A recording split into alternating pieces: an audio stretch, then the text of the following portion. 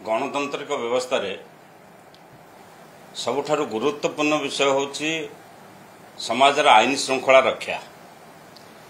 विगत सरकार नवीन बाबू समय रे सबुठारु गुरुत्वपूर्ण उपलब्धि यदि किछि थाए ताले से होची आईन श्रृंखलार स्थिरता एवं अपराधर जो परिमाण तार बहुत ह्रास पाइथला।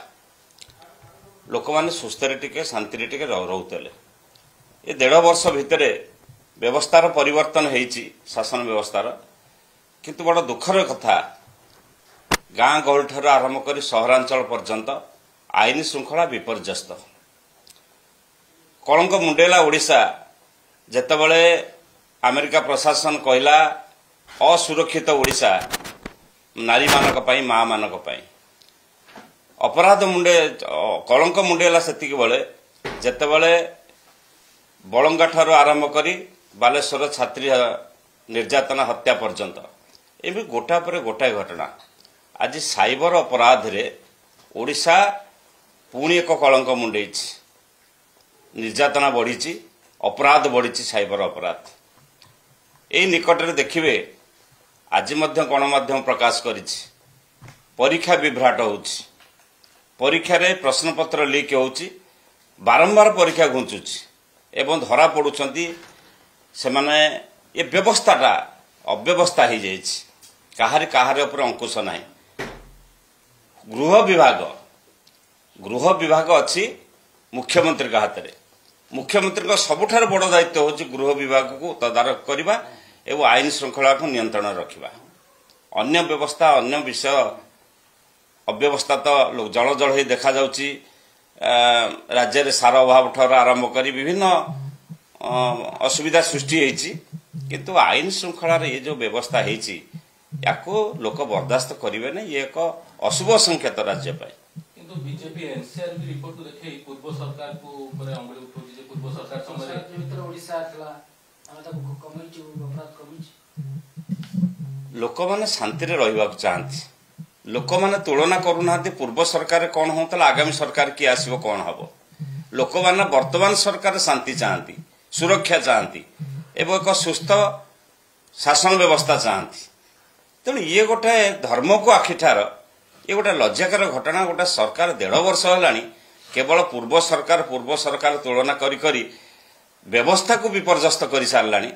ए लोक मैंने हंतसंत होती, लोक मैंने असुविधा पड़ुंट। तेणु ये गोटे लज्जाकर घटना। निश्चित भाव में 1.5 वर्ष बढ़ी कि नहीं गाँ गहली की जदि आपड़ जीवे लोक मत ने ताहले साधारण लोकटी कहूँ झील बहु असुरक्षित रास्ता को बाहर आठर बड़ प्रमाण किसी ना एवं गोटा गोटाए हो चलला जो अंकुश रहा नहीं शासन व्यवस्थार जे आपको नियंत्रण करिवारे। दशहरा समय बर्तमान राजनीति चलते जे राजनीति रावण महिषासुर किए ताकू किए खोजा जीवो ए चर्चा मध्ये वास्तव रे ये जो बयानबाजी सब चाले मझिरे मझिरे सबुठार भल कथा होची बयानबाजी जी दियंती तांकठार स्पष्टीकरण नवा कथा, सी ताको प्रांजल भाषा बुझेवा कथा। तेणु जो माने जो कथा कहउछंती उहे रखी न कहिकरी तांकठार आपण काढंतु, से माने कहबे प्रांजल भाषा रे बुझेबे, लोकलोचन को आसीबो, लोक जानिबे।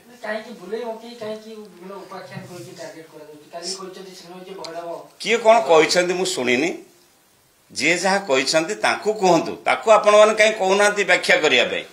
आपण काई तांकटो प्रेसी आनुछंती बाहरे ताको एलाबोरेट करिया पई चाहुछंती, तांकु कहंतु से स्पष्ट करिवे। विशेष करी बीजेडी भितर एभଳି देखा दउची बीजेडी अणओडिया कथा कछि नवीन को कथा सीधा सळ कान निशाना करूछन। ये किसी नुआ कथा नुह। शासन व्यवस्था आसला परिवर्तन हला पर बीजेपी सरकार रे एते अवहेला हेछि, एते दुर्नीति हेछि, एते विशृंखला हेछि। गणमाध्यम रो प्रथम कर्तव्य होछि राति पाहिले प्रशासन को आंगुली निर्देश करिवो। प्रशासन होछि उत्तरदायी लोक मानक पाखरे ओ तापर विरोध दल आसीबो। तेणु प्रथमे उत्तरदायी जे प्रशासन अछि तांको स्पष्टीकरण मागंतु। ଦଳ ଦଳ ବାଟରେ ଅଛି, କୌଣସି ବୟାନବାଜିରେ ଦଳ ବଦଳେ ନାହିଁ କିମ୍ବା ଦଳର କିଛି କ୍ଷତି ହୁଏନି। ଦଳ ଅତ୍ୟନ୍ତ ଶୃଙ୍ଖଳିତ ଭାବରେ ଅଛି ଏବଂ ସୁଦୃଢ଼ ଭାବରେ ଅଛି। ଆମେ ଦଳର ବିଭିନ୍ନ କାର୍ଯ୍ୟକ୍ରମକୁ ଠିକ୍ ଢଙ୍ଗରେ ଚଲେଇଛୁ ଏବଂ ନବୀନ ବାବୁଙ୍କ ନେତୃତ୍ୱ ଆଜି ବି ଓଡ଼ିଶାର ଜନଗଣଙ୍କ ଭିତରେ 4.5 କୋଟି ଓଡ଼ିଆଙ୍କ ହୃଦୟ ଭିତରେ ଅଛି, ତାଙ୍କ ମନ ଭିତରେ ଅଛି।